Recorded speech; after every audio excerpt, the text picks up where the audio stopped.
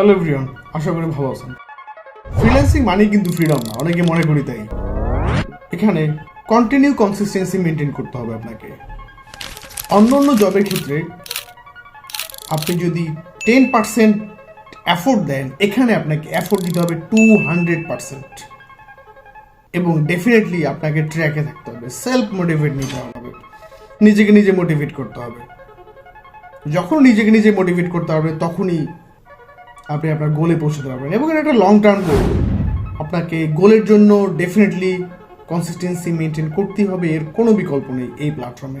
তার থেকে বড় কথা হচ্ছে ডিসিপ্লিন। আপনাকে সম্পূর্ণ ডিসিপ্লিন ওয়েতে চলতে হবে। উইদাউট ডিসিপ্লিন আপনি এই ফিল্ডে কন্টিনিউ করতে পারবেন না, সাস্টেন করতে পারবেন না।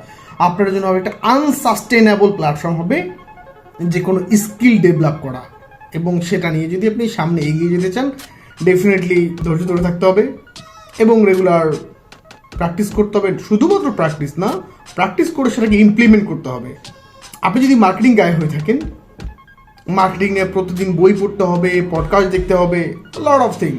যদি মনে করেন আসলাম, আরামাইশ করলাম, চলে গেলাম, এই ফিল্ড আপনার জন্য না। আপনাকে টোটাল একটা কমফোর্ট জোন থেকে বেরিয়ে আসতে হবে। থ্যাংক ইউ সবাইকে, দেখা হচ্ছে অন্য কোনো সময় অন্য কোনো ভিডিওতে।